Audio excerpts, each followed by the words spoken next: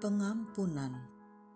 Bacaan diinspirasi dari Injil Yohanes bab 17 ayat 11b sampai dengan 19. Dalam perjamuan malam terakhir, Yesus menengadah ke langit dan berdoa bagi semua murid-Nya. Ya Bapa yang kudus, jagalah mereka dalam nama-Mu, yaitu nama-Mu yang telah Engkau berikan kepadaku, supaya mereka menjadi satu seperti kita. Selama aku bersama mereka, aku menjaga mereka dalam nama-Mu yang telah Engkau berikan kepadaku. Aku telah menjaga mereka, dan tidak ada seorang pun dari mereka yang binasa selain Dia yang memang harus binasa, supaya digenapi yang tertulis dalam kitab suci. Namun sekarang aku datang kepadamu, dan aku mengatakan semuanya ini sementara aku masih ada di dalam dunia, supaya penuhlah sukacitaku di dalam diri mereka.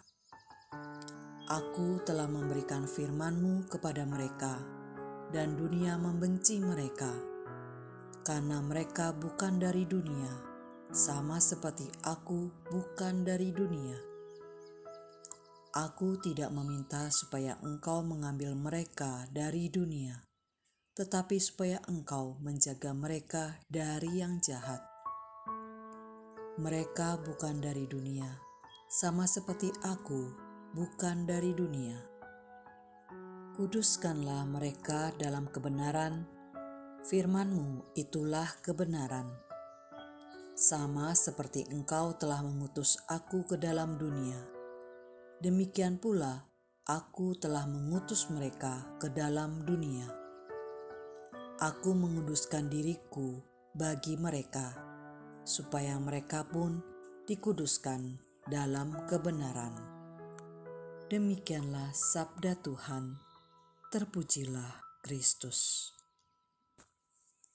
Beberapa tahun yang lalu, seorang teman pernah bercerita kepada saya bahwa suaminya sering tidak pulang ke rumah. Suaminya bekerja pada suatu tempat hiburan malam, sehingga menjelang subuh baru sampai di rumah.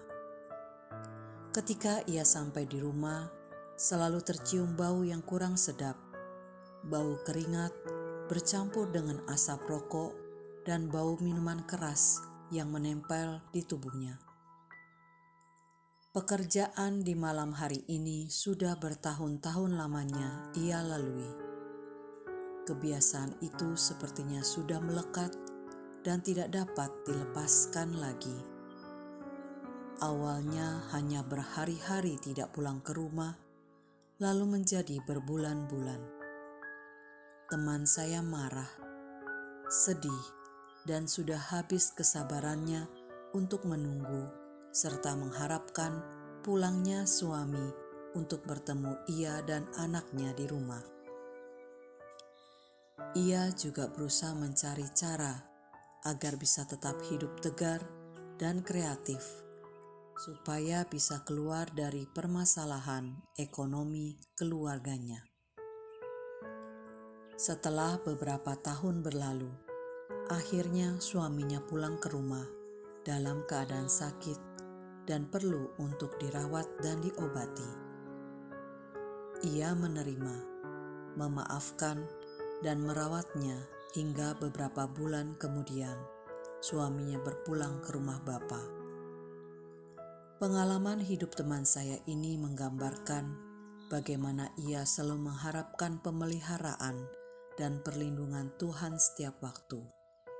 Ia akhirnya juga mau menerima dan mengampuni kesalahan suaminya. Ketika Yesus merasa waktunya sudah tiba, ia mengadakan perjamuan terakhir bersama murid-muridnya. Yesus menengadah ke langit dan berdoa untuk semua muridnya, serta memohon kepada Bapa agar mau memelihara, menjaga, dan memberikan perlindungan kepada para murid. Pesan yang sangat dalam ini kembali Yesus sampaikan kepada Bapa. Aku tidak meminta supaya Engkau mengambil mereka dari dunia, tetapi supaya Engkau menjaga mereka dari yang jahat. Yesus tahu bahwa manusia pasti tidak akan luput dari dosa, sehingga Ia sekali lagi memohon agar Bapa mau mengampuni dan melindungi umat-Nya.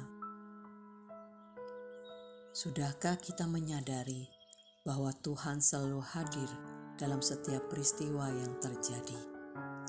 Ia menunggu kita untuk tegar, tekun berdoa, dan tidak pernah berhenti berharap kepadanya, serta mohon belas kasih pengampunannya. Marilah berdoa. Tuhan, bimbinglah dan berkatilah setiap langkah perjalanan hidupku. Bantulah aku agar selalu taat dan tekun dalam menjalankan kehendak-Mu. Semoga belas kasih-Mu selalu hadir di dalam kehidupanku. Amin.